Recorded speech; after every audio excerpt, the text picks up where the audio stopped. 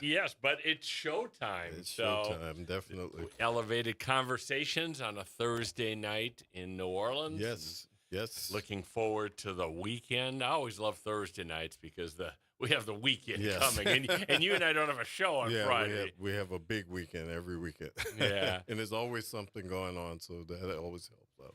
Well, might as well start with something light. Sure. The Saints schedule came out. Yeah. Everybody gets yeah. excited about that, and they have zero national games, which I think is telling a little bit about what the expectations are.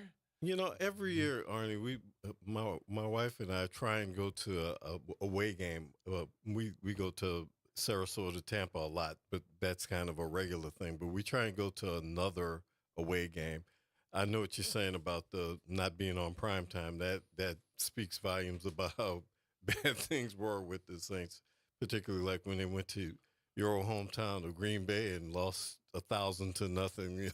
Yeah, That kind of turns people off from they were pretty hurt. putting Though. you on. Yeah, but you know what I have to say. The last time they had a schedule like this was the year 2000. It was my first year with the Saints. Oh, okay.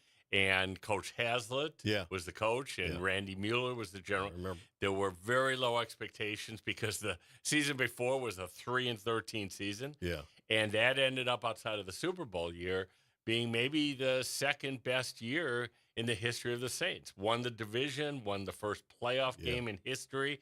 So, and never know. I'm thinking that it's good for the new coaching staff and everybody to have what you call low expectations, but not to be on the top of the radar. You know, you want to kind of build this team and get these rookies together and everybody. And what I was about to say is, but one thing about the schedule that I found fascinating is there doesn't seem to be many cities where I really would want to travel.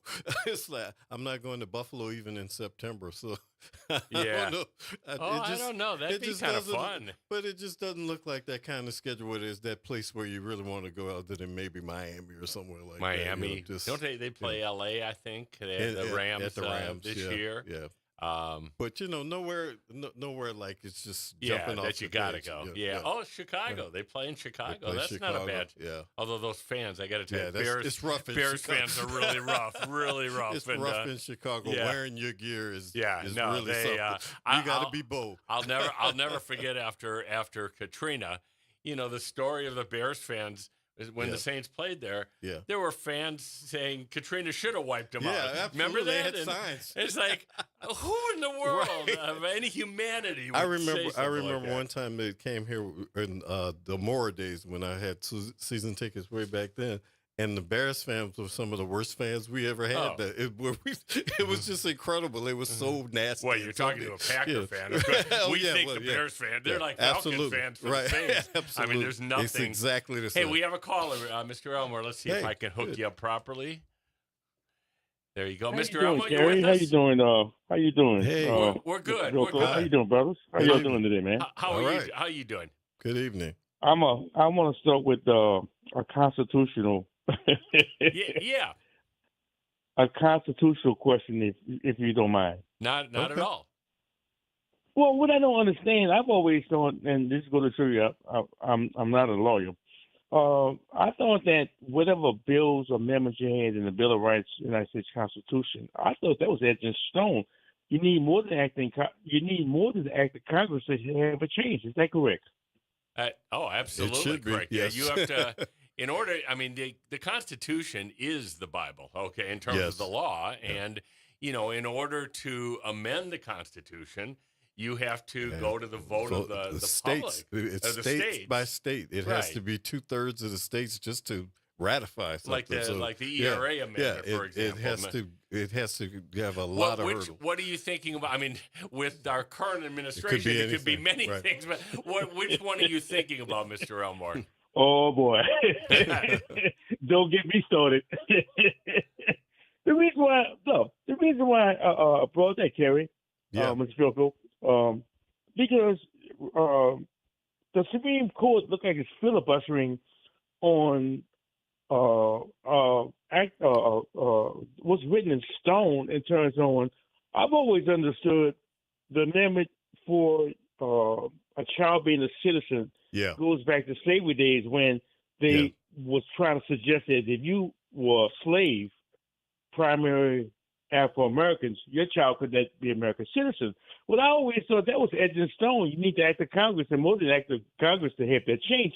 So today I'm looking at the Supreme Court, Yep. and they're having a big discussion on that today. Yeah. And I'm just saying, who gives a rat's, you know what, if the Supreme Court disagrees, because they can't change it. So I don't understand how they're trying to suggest because the Supreme Court make a decision that they feel the president's right. How can the president do something that's not only illegal but unethical? Well, it's a great question. Yeah. You know, and I think we're in unprecedented times. I don't think the use of executive orders has ever been used not like in this. the way that Trump Not has, even the number has of used them. Right. But in this particular case, look, I think, birthright citizenship has been, I think, The law of the settled land, law. right? I think settled law for, decades and decades. I don't think anybody ever even thought about it until, Trump decided that he thought there was abuse that was being committed here. And Right. he issued an executive order to try to change this. And now, what the Supreme Court's responsibility is to interpret the Constitution. Right. It's not to make law, Right. okay? Original law. Yeah. It's supposed to take the Bible, which And is say this is and what it say means. this is what it means. Right. And look, what scares all of us in a normal situation where you had a court that was, evenly split, Yeah. you would feel very confident that the clear wording of the Constitution would prevail. And it usually did. And it usually did. But now, given the makeup of the Supreme Court, on every issue that comes before it, it's a bit of a crapshoot. Right. And, I heard some of the questions today that were being asked. It seems, and again, I put quotes around the word seems, it seems like the court, wasn't all that enthusiastic about this executive order, but we're going to have to wait and see over the next month or two until we get a ruling to see what actually comes down. And the way that it's being interpreted, which is very weird, the way that it's being interpreted or that Trump and his people wanted interpreted, technically, Barron will have to be deported because he doesn't fit the criteria of a birthright citizen because his mother was not a citizen before he was born. So this is a real issue for a lot of people, and that's just an aside. But it's like Arnie said. I mean, this has been one of the bedrock issues of America. If you're born in America, you become a citizen of America, and that's been that way since the 14th Amendment was passed in 1865. Yeah. So, Mr. Elmore, you're raising a good point, a really good point. Yeah. I think all of us should be.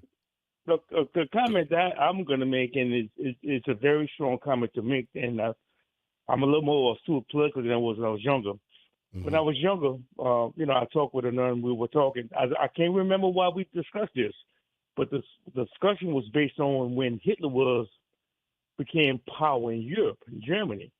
And this was what she said. Boy, is a powerful thing to say. She said that when she, the understanding she got that Hitler was eliminating Jews, eliminating transgender Jews, gypsies, and God knows who he was trying to eliminate. And people felt guilty about it, so they would say, Ernie, oh, well, this got me. Well, what I'm saying, eventually it became me. Yes. And now I looked around and I had no help because everybody I could have helped, I turned my back on. So what I'm saying was dangerous about this president that we're going in right now, this strange way of people making like they don't understand the United States Constitution and all the Bill of Rights. They don't understand. How can you be a politician and don't understand government? But I say it. Yeah. But Yes. no, I'm saying don't laugh, but I'm laughing to keep them quiet. Yeah. The sad thing of this irony is where we're going. I've heard you and Cary say, I mean, there's some constitutional things that, people make like they don't understand. When are they going to wake up? Well, that's a good question. I mean, that ultimately is the question. When are people going to wake up? And look, it's time. It's it beyond is time. It is time because, this president and this administration are trampling on the basic civil rights and rules of order that we've lived under, for hundreds of years in this country. And, it's important that when we see an executive order like this, that you and I think the three of us can agree, this is crazy. Okay. Yeah. And the Constitution clearly creates citizenship for somebody born in the United States. Right. When somebody tries to challenge that, we've got to be able to stand up and say no. All right. And if this Supreme Court rules in favor of the president here, yeah, we should be marching on the streets of America because, as you said, Mr. Elmore, one step leads to second step, leads to third step. And before you know it, there's nobody here to complain about it anymore because we've all been deported. Right. All right. Right. So you raise a really good point. I'm going to throw one more out at you, too, that is just a travesty dealing with immigration. We have something called temporary status here. Yeah. That is given to different people. If you remember during the campaign, the people in Ohio, Right. a lot of the community there, Right. we're living there under temporary status, okay? Well, let me tell you who else is living under that status. Afghanistan's, who protected American military during the war in Afghanistan. And it is just a travesty. Veterans should be outraged at this. Absolutely. And I don't know that most are, but they should be. These are people that kept American soldiers' lives safe. Right. And basically, we've rolled them under the bus here at this point. They could be thrown back into the country of Afghanistan, and then you know what's going to happen because they're going to be killed. The Taliban is not going to forget that they helped Americans. Right. So, again, Well, listen to what you just said. What about the Ukrainians that came here? Oh, it's everyone. It's everyone. This is the thing. No, I apologize for you because I hope you don't mind because a lot of times I call you it's politics. I know you just don't want to talk politics. No, but it's okay. something It's that fine. I like to talk about. So Yeah, I hope fine. you can indulge my intelligence when I talk politics.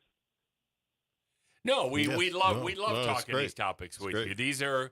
This is exactly why the show was created, to try to bring to the forefront some of these issues. And we want to know what's on people's minds. In our community, because obviously you're a man who thinks about these things, and they can have implications locally. People have to understand this is not about the other. This is about us. Yeah. Well, thank you, Ernie, and you, Cary, for giving me the opportunity to give your opinion, buddy. Thank you. You're Thank welcome, you Mr. Armo. Thank you. Yes, sir. Appreciate it. Have a great weekend. Thank you, buddy. You too. Yes, you too, bro. Cary, before we go to a break here, Sure. I got to talk about two stories that are really sad, okay? Yeah. One is the probably future death of this 9-year-old Leonie Brooks from Algiers. Yes. Just an absolutely senseless situation. Horrible situation. Of being hit with a bullet, kind of running back into the house. Right. Trying to be protected by her mother. Exactly. And a 9-year-old child, now brain dead. Yeah. Again, maybe there's a miracle, okay? But maybe there is a miracle. Condition, A 9-year-old parents, grandparents, family, community should not have to grieve over such terrible situation. Right. And we can place blame where it is, which is on the shooter. Yeah. But these kind of things, we can't be desensitized. Right. It's probably the biggest thing we as a community can do. Never let it be that when you turn on the news, read the newspaper, and read that a young 9-year-old girl is sitting in a hospital on a machine right now in order to breathe and may not come out of it. Yeah. Let's pray and hope that doesn't happen. And the other situation, I had it, but I can't find it here, was two brothers. I don't know if you saw this out in, I think it was New Orleans East. Yeah. One of the brothers picked up a knife. Yeah. Now, we don't know how old the brothers are. They haven't divulged that, but it sounded like they were pretty young. Yeah. And they were in a fight, and before anybody could get to them, stabbed the younger brother. Yeah. And the younger brother died. Again, there's a lot to the story we don't know. Right. I certainly have no desire to cast blame on anybody, to have no idea even where the parents were or what was going on. Yeah. But the message I want to deliver to New Orleans is, crime may be going down. It's great, okay? But when you have situations like this, Right. it puts a reality factor into it that this is human life at stake. And Yes. we've just got to do better, not just as a city. This isn't political. We got to do better as a, humanity, Yes. not to have situation. And in the situation in Algiers, whatever would motivate you to start spraying bullets around houses and such, I don't want to hear about the fact that it's background and it's education and it's that. Yeah. I mean, come on. You're not a 10-year-old, Right. okay? You're Right. you're an adult or somebody nearing adulthood at least. Know better, know what the repercussions could be. And Gerard said this really well leading into the show tonight. Yeah. This is tragic for both the young girl and family, also for the shooter and family. Absolutely. Because that shooter will never, ever see the day of light again. Yeah, well, the thing about it is, in our culture, I mean, we're very desensitized, and I mean, American culture, we're very desensitized to violence and everything. We see movies where they mow down hundreds of people in the movie, but we never think about in real life when something like this happens. It goes out like a pebble in a pond. It goes out wave after wave in the neighborhood. This little kid going to school, her schoolmates, everybody. It's affecting people that people never think about. Yes. And some of these beefs and some of these things that are going on, some of the issues between people, as some of the people we had on a week ago, who talked about mental health issues and dealing with mental health in the schools and the like.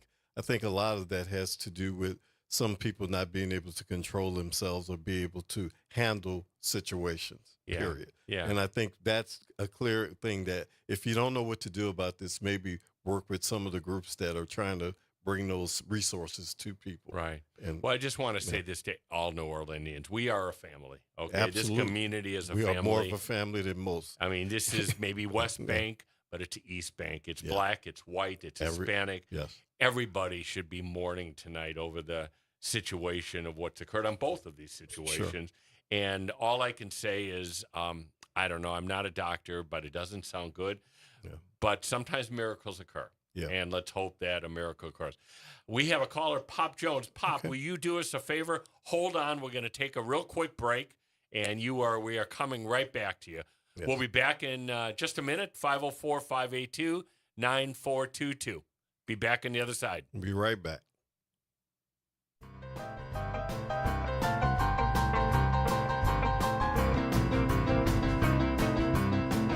On last week's From the Press Box to Press Row with Donald Ware. Draymond Green is out of control. You can't even talk to him. And then he's trying to argue with the referee. After he got the technical foul, he continued to argue vehemently in the official's face. He should have gotten another technical foul and thrown out of the game for his behavior. The angry black man, that is a real thing. Okay, that is a real thing. That is a narrative. Not as it pertains to Draymond Green. Like, look at your behavior. What is he talking about? From the Press Box to Press Row is one of the hottest sports talk shows in the country. Join Donald each week as he takes you on a journey through the world of HBCU sports and pro sports and interviews with top sports and entertainment figures. That's From the Press Box to Press Row each week on your favorite station. Box to Row, Saturdays at 2 p.m. on WBOK and on the World Wide Web at WBOK1230.com. What New Orleans is talking about. Late nights are made for chillin', and you can do just that every Sunday night at 10 p.m. as DJ Wick brings you The Love Zone. It's the perfect way to top off your weekend with your favorite old and new school ballads. So sit back, relax, and let DJ Wick take you to the Love Zone on WBOK and on the World Wide Web at WBOK1230.com. Hoops, Heat, The Truth, on demand. Ball Don't Lie is now live on all podcast platforms. Tap in, search WBOK Media, find Ball Don't Lie, and bring the fire with you wherever you go. Download, share, and leave that 5-star review because the game doesn't stop when the show ends. On the next edition of The Way Forward, an encore interview about understanding public policy with Dr. Robert Collins, professor of public policy and urban studies at Dillard University. Plus, I'll share your what's good news, help you go forward, and give you your need-to-know tidbit of the week. Join me Saturday at 3 p.m. It's The Way Forward with Eddie Francis here on 1230 a.m. or streaming live at WBOK1230.com, and the Play Ode app on WBOK. What New Orleans is talking about. WBOK online at WBOK1230.com.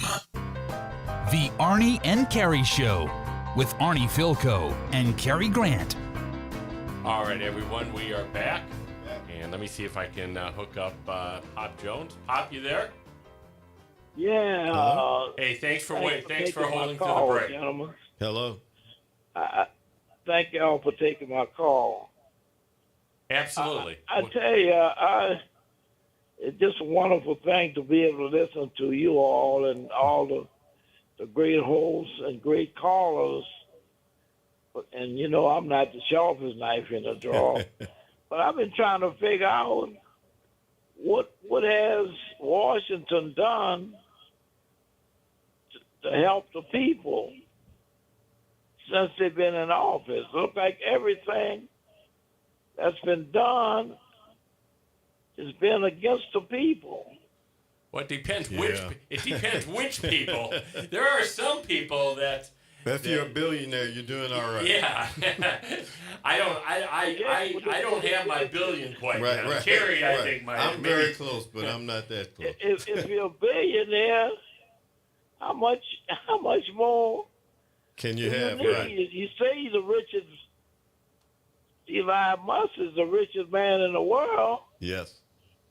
Now, what you think about this plan that what is that, Saudi Arabia is giving him? Yes. Do you think that this plan could be bugged or something like that? What do you think about that plan? Let me say this very quick. First off, this plane will never be here. I mean, they're talking about refurbishing it. They've been trying to sell this plane for almost 10 years, and nobody would buy it. So it's just been sitting there. But it's a security threat. It's everything that you could imagine. Taking a plane from a country like Qatar, good or bad, it's a bad idea. It's unethical or whatever. But it'll never happen. It's just a dream that this guy has. He'd be better off just waiting for them to build a new plane than. See, Pop, I got a slightly different view than Cary. I agree with him, by the way. The plane's never going to come. It's never coming. All right, but we're falling into the trap here. Okay. Yeah. The news for the last 2 days a bit about this plane. It's right. not secure. How could we legally take a right. gift? None of the stuff is going to happen. In the meantime, while we're talking about this, you know what we're not talking about? We're not talking about the tax break for the wealthy. Yes. We're not talking about losing Medicaid. Wow. Right, because their budget just came out with all of these features. About and that's being overshadowed. Children. Yeah. Yeah. Nobody. No. Yeah. You know. We're talking more. But you know what's amazing though? How is he getting by with this like this? Well, we got to be smarter as citizens. We got because look, this president, we've seen him now in action long enough to know that when he makes a crazy statement or says something or I'm gonna take this gift as a plane, you know, we got to know that some of this is just complete BS and rhetoric. All right, it's never gonna happen. But in the meantime, he is a master at diverting us from what's important. His people are more or better at that than anything else. They are. They really are. And, you know, it's time. We kind of talked about this last night. Yeah. Democrats better get smarter, okay? On all levels, we better get smarter. And we better understand that, one, you can't attack against every topic that comes up because every day he floods the zone with 10 topics. Yes. And second, we got to keep our eye on what's important here. To Cary and I, because we've talked about it a lot, what's important... He attacks the press. You can't ask him no questions. Yes. Anything that you ask him, he insults you. Yeah. You know, I never seen nothing like this. Some things that are missing right now because people, like you said, are focused on the wrong issues and other issues. In the new budget plan, the tax rates rise for people making $14,000 and less, $25,000 to $14,000 rise hugely. it's like the poorest people get a tax increase, the billionaires get a tax break, Medicaid gets cut, but we're talking about an airplane that's never going to set foot in America. So hey, and Pop, let me give you an example of us taking our eye off the ball. There's been a lot of cuts, by Trump and Musk and others. One of those that a little bit flew under the radar was NASA, our space industry program. They want to really cut the budget for NASA's rocket program, which is called Artemis. Yes, Artemis. Artemis. I pronounce it Artemis. Which is built at Michoud. Exactly. Which is built where? At Michoud. In the New Orleans East. Right. All right. We should be again yelling and screaming. Senator Kennedy, Senator Cassidy, yes, Troy Carter, Scalise. You go down the line. I mean, we can't afford to have a major industry lost in New Orleans East here. But we want to cut that program, but we want to give more money through the Defense Department to Musk to build rockets for the same thing. Yeah. So that's how an it insult works. Yeah. to people that he put in these positions. Yes. Yeah. Well, good news. Good news. I don't know. I don't know if there's any good news, but I'm gonna continue. Y'all should be on 5 days a week, 3 or 4 hours a day. Oh man, you want to kill us? We're too. Pop. We're like you. We're two retired guys. We're trying our best. I don't know whether y'all could take me calling in like that. But. Well, thank you for saying that. We'll see. There may be some changes coming down the road. There may be some changes, yes. More. But, all right, gentlemen. Y'all have a blessed one. You too. Have a great weekend. Thank you. All right. Cary, I mean, it is things like that. Let's see. Hold on. We're trying to. Okay. Okay. All right. Thank you. Still trying to learn the board here. Thank God we have a good producer that can do it on his own here. By the way, love to hear from you. Again, the show is much more fun when you all call. Give us your thoughts, 504-582-9422, on really any topic.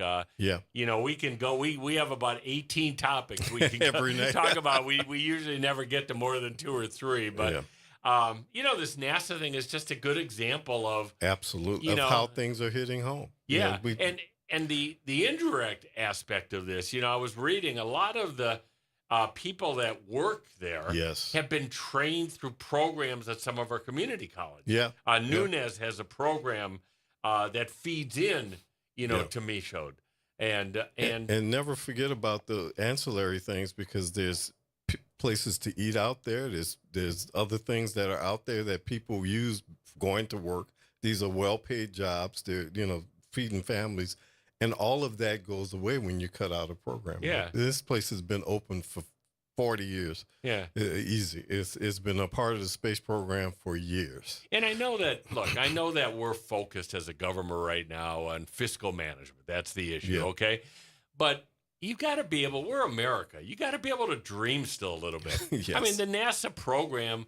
I mean, all of us of your age, my age, we remember the landing on the moon. I wanted to be an astronaut. That was my thing.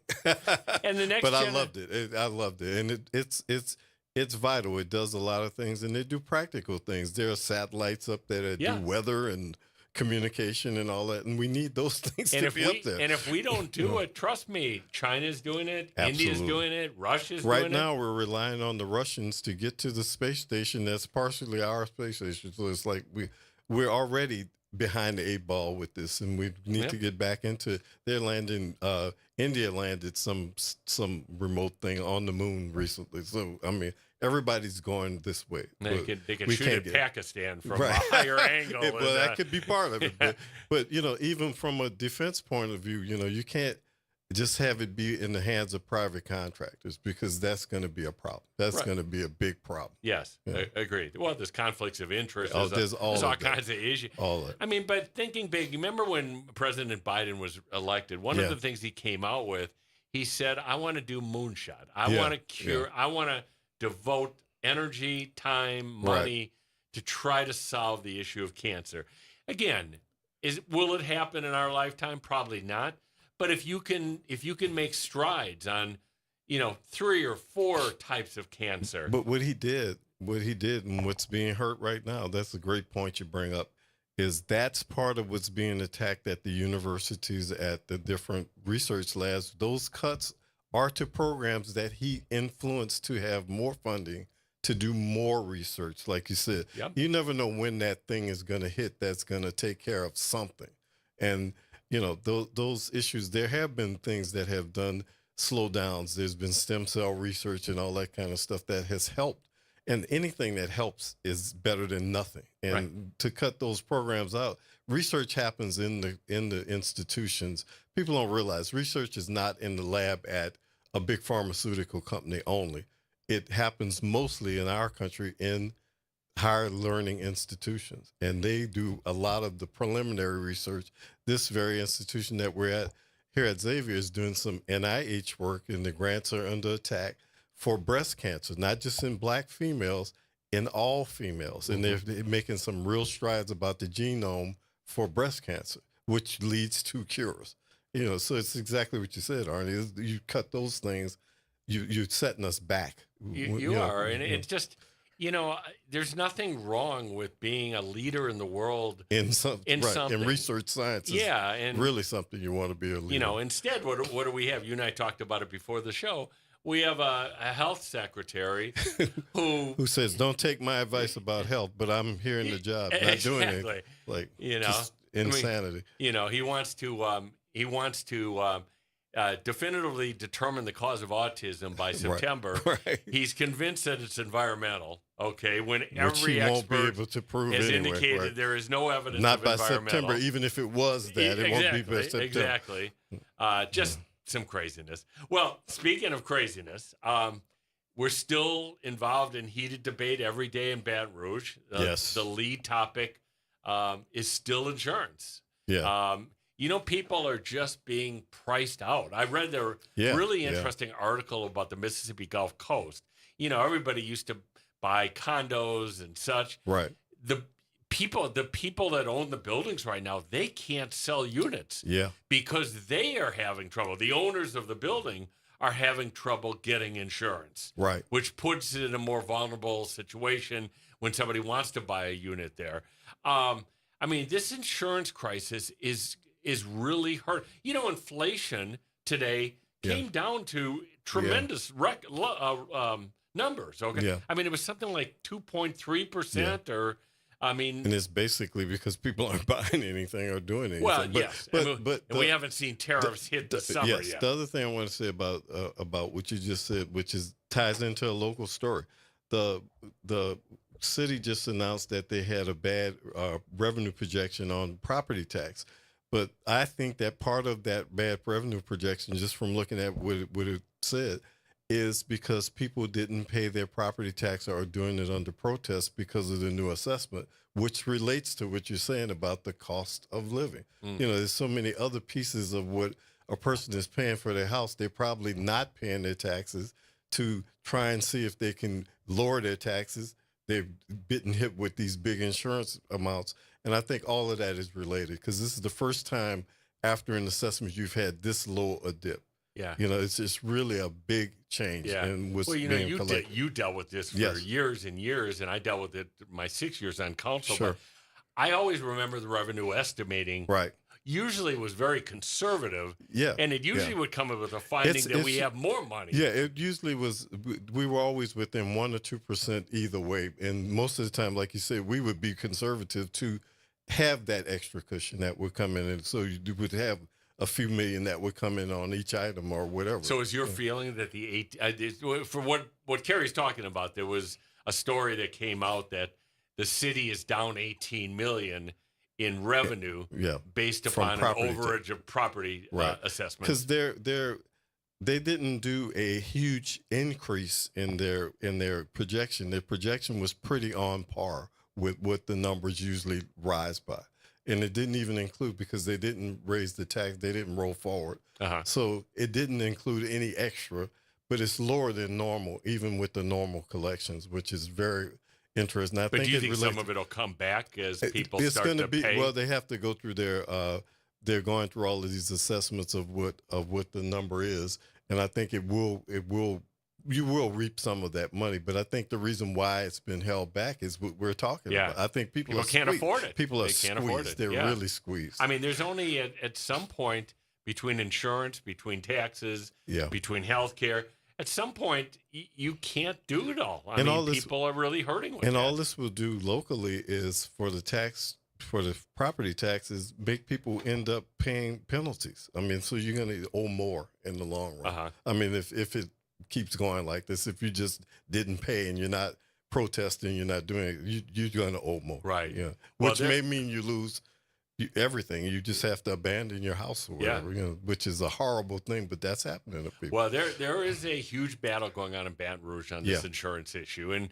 it's very interesting. It's a Republican-controlled legislature with a Republican governor, but they're still fighting amongst each other. Yeah, absolutely. I mean, you have the insurance commissioner and the governor really at odds right now. Yeah, he tried to do a bill yesterday to appoint the insurance commission. So it's gotten to that level. And I heard the commissioner, come out and say, "Well, tell me how being appointed. I mean, how it's going to make insurance rates lower." Yeah, that's a direct attack on this commissioner. Absolutely. Okay. Absolutely. Is that you want to get him out of office? Right. And, you want something to change so you can say to the constituents something has changed. Right. But the broader debate that's going on is you got one side, which is the insurance commissioner, basically placing the blame on plaintiffs' attorneys, on the trial bar, that tort reform needs to happen, all of this. And I have to say, full disclosure, the head of the plaintiffs' lawyers group, Brian Katz, was my former boss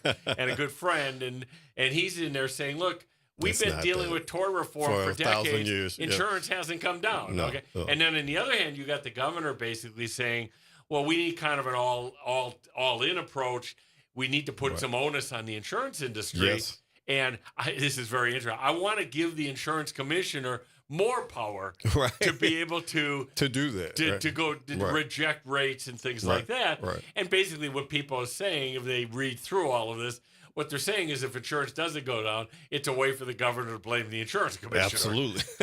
Absolutely. So whatever bills come out of this House, and it sounds like they may do something about car insurance or whatever, which seems like an easier lift, but it's the homeowners insurance that's killing people. It really is. That's what's causing a lot of the problems in a lot of states. It's not just us. We know that. We've talked to people from all over, and it's just California, Florida. I mean, the numbers there will make people here really pass out if they saw how high it is there. Yeah. No, it's well, these are real issues that are going on. In the meantime, the legislature is, trying to get to a point of a balanced budget. Yeah.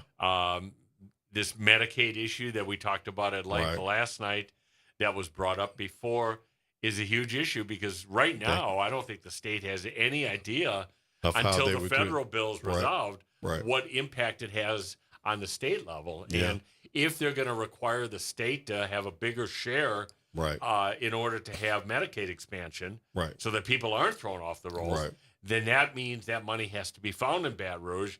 What programs get cut because of it? Yeah, or what reserves become non-reserves anymore because you just have to make them be part of your operating budget because, we have a huge amount of people on Medicaid here in the state. Yeah.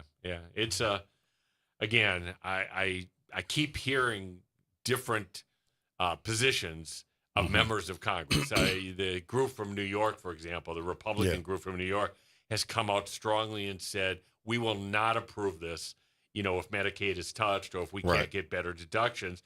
Then you have this I'll call them it's the Freedom Caucus. The Freedom Caucus. That basically is, they back Trump. They want all of it. Cut everything. But they don't want, they want Medicaid cut way more than what's even being discussed right now. And, their feeling is we can't add anything to the deficit and, we're not going to support. So it will be interesting to see how Speaker Johnson navigates this because he can only lose a couple votes. Yeah, this one is one of those third rail issues that I think that no matter how politically astute you are, no matter how much pressure Trump puts on you, whatever, I don't see how a person is going to be able to navigate voting out Medicaid. I don't think that you'll ever survive any election from any point of the compass if you do that. And like you said, and you only have a 2-3 vote margin in the House. So, I mean, no Democrat is going to vote for this. So no. they wouldn't touch this with a 10-foot pole. So this is going to be a problem. And I think, again, they're smart at how they posture things. I don't think they're going to take the position we should eliminate or reduce Medicaid. Where we're going to come at it is they're going to say the state should pay more. Yeah. The federal share should be It less. should be less, right. Able people need to work. Right. Okay. Right. So they're gonna lower some of the thresholds. Yeah, they'll come at it indirectly. Yeah, I get it. As opposed to directly. They'll come at it with messaging rather than with something. Exactly. And at the same time, as you said a little while ago, and this is another example for listeners to understand. Here's a way of putting something out there to be cover for the tax break for the rich, which is going to cause more deficit problem than any cut to any program of any kind. It's just that won't be discussed as let's lower that, let's change that. It'll be, like you said, let's push this down to the states, let the states handle it, and just try and walk away from it. Yeah.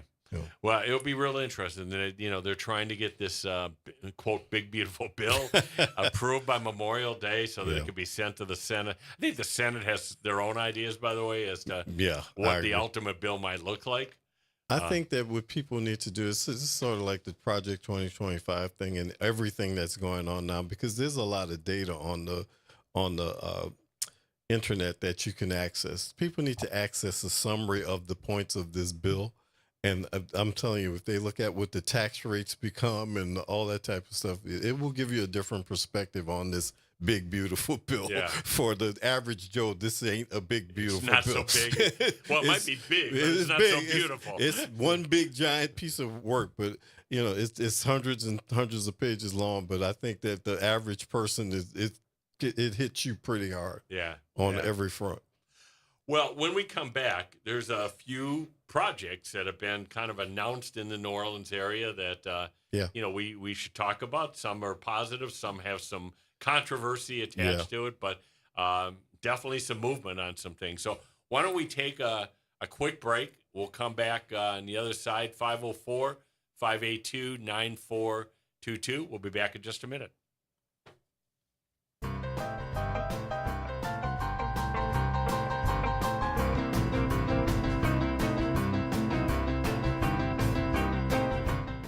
Plan on flying?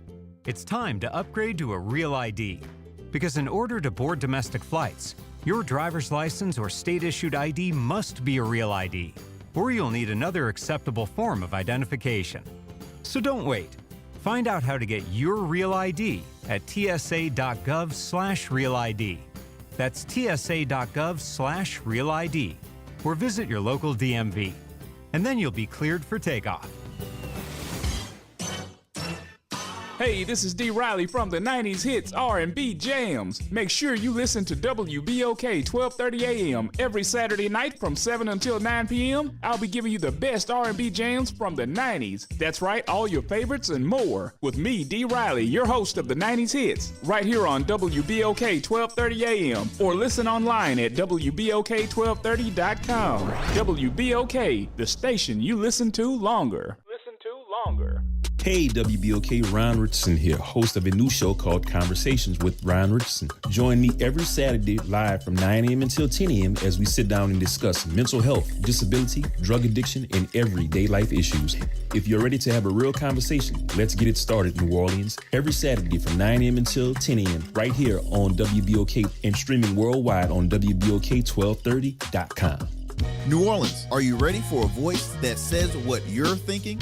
Who that, you might ask? Arrington Gavin. That's right, I'm your guy, host of The Arrington Gavin Show, giving you so much filled with bold opinions, real conversations, and zero sugarcoating. We're going to be diving into the issues that matter, politics, pop culture, and all the above, unfiltered and unafraid. Catch The Arrington Gavin Show weeknights from 7 p.m. to 8 p.m., Monday through Fridays, right here on WBOK, what New Orleans is talking about. From the East Bank to the West Bank, WBOK is what New Orleans is talking about. WBOK. The Arnie and Cary Show with Arnie Philco and Cary Grant. All right, everyone, we're back. last 10 minutes or so of elevated Yes. conversations. And Cary, there's some pretty good positive economic development things happening in our city right now. Starting, if everybody remembers, the naval station over Poland. The port of embarkation. Exactly. Right along the Mississippi River. It's kind of Yes. sat idle for a number of years. Yeah.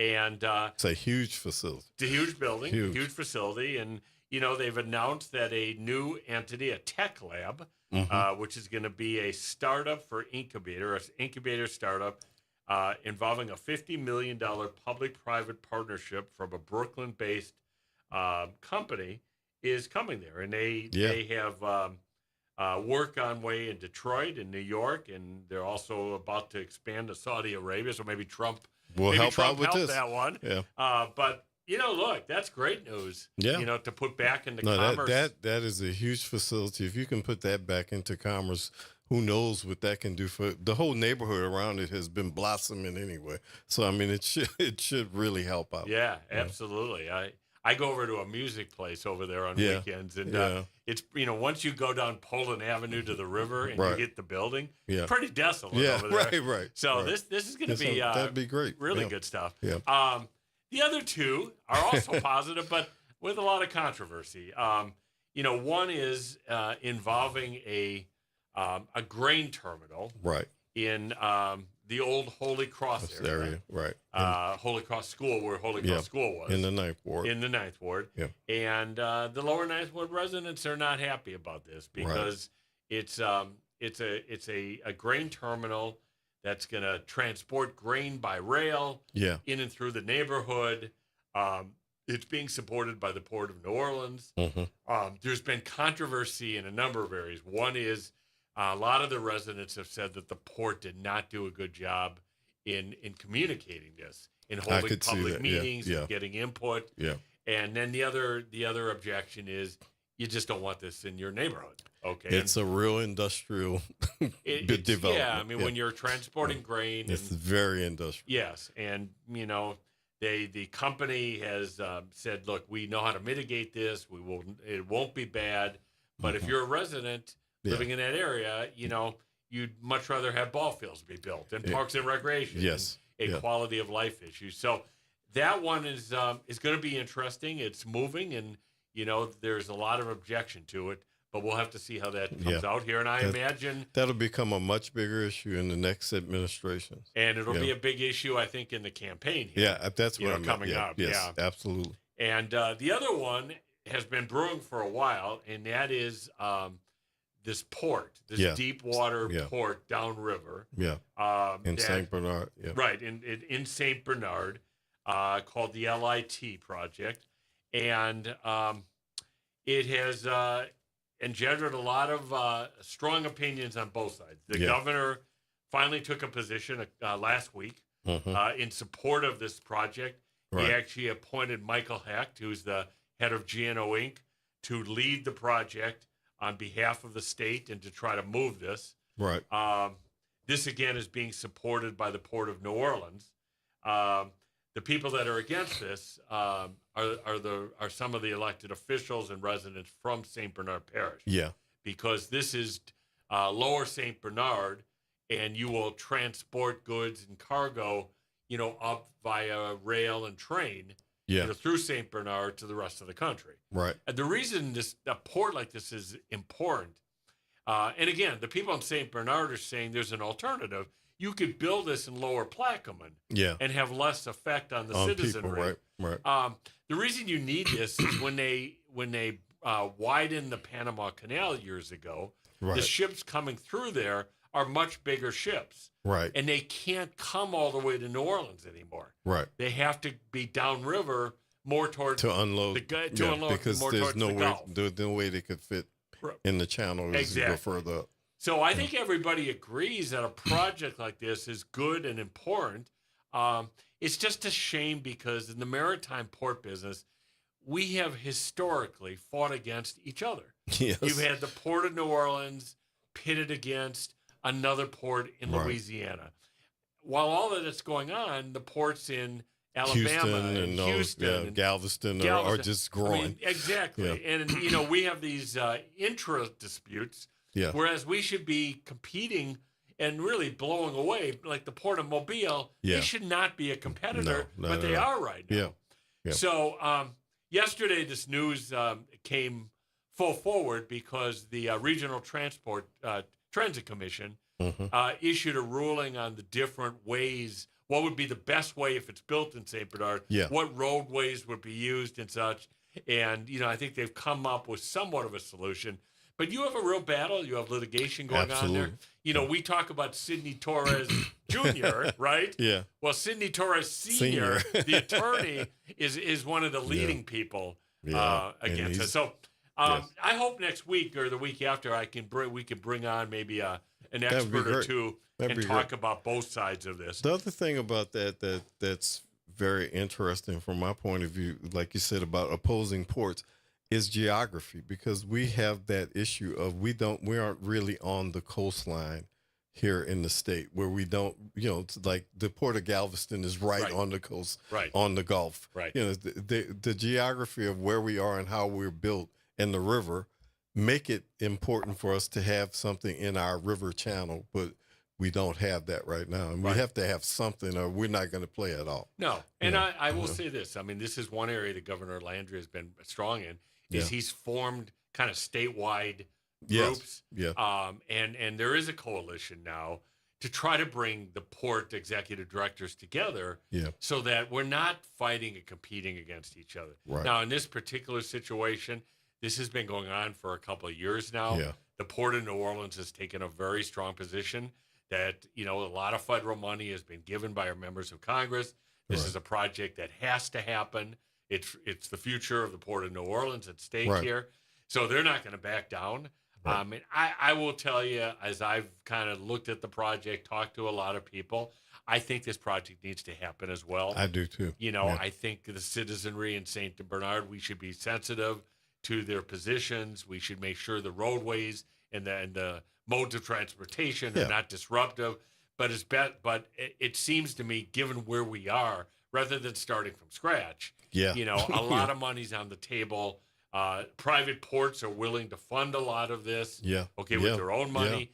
I think this is a project. If we're going to be a player in the maritime business, we need to see this LIT project happen. And with the containerized cargo world being what it is, because that's how all things move across the water with these gigantic ships that dwarf oil tankers. They're so big that we have to play in that game. We have to have that. If we don't have that here, we'll miss out on everything. And we have the Mississippi River, which moves a tremendous amount of things up and down the river as it is. Yeah, the benefit, I mean, the disadvantage is what you said, is we're not directly on the coast. Yeah. The benefit, though, is between the river of transporting the trucks and train. Yeah. We can send goods literally anywhere in the country. Right. Nobody has that type of right. alternative transportation. So that is a benefit. That's why look, of all of the industries we have in Louisiana right now, the maritime industry remains one of the strongest. Yeah. We just got to stop fighting with each other. And it gets lost in the shuffle because we don't talk about it that much. But it is a huge part of our state's economy, and people don't realize that. Absolutely. Absolutely. Well, Cary, we got a couple minutes left. Okay. And you and I are not back on until Tuesday. We were talking about NBA off air. I have a vested interest because of my son working for the Knicks. Knicks in 6 tomorrow night. There you go. But, it's been kind of a fun NBA season because usually in the NBA, you can pretty much predict who's going to win every round. You can't say that anymore. No, this is great. I'm seeing the changing of the guard. I like seeing all these younger players. I like seeing some of these teams with quote unquote small market or whatever you want to call them having a shot. I mean, it's just it's no fun when it's the same people all the time, and you get tired of these people. But some of these guys are very young and they're getting their chance, and I think that's great. I think it's great. It's great to have New York back in the mix. It is because it is a mecca of basketball. It is. I've been to Madison Square Garden. I knew you have to. It is that place. So it needs to have some kind of championship game in there. Yeah, and it gives hope to the Pelicans. It Absolutely. gives hope to New Orleans. Absolutely. We're coming next year. Well, I don't know about next year. We're coming Maybe next year. a couple of years. Both of our teams are coming next year. Cary, it's been a fun week. I know you are going to be doing some important stuff next week, so I'll be solo for a couple days. Yeah. But I'll be back, and I'll be up there with the orange and blue skies, so I'll see what's going on. There you go. Everybody have a really safe weekend, a wonderful weekend. Got some good festivals in town. The weather, it'll be hot, but there'll be nice weather, hopefully.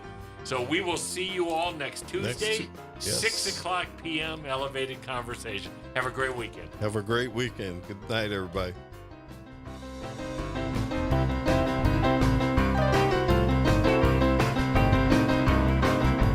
This is Arrington Gavin and the Arrington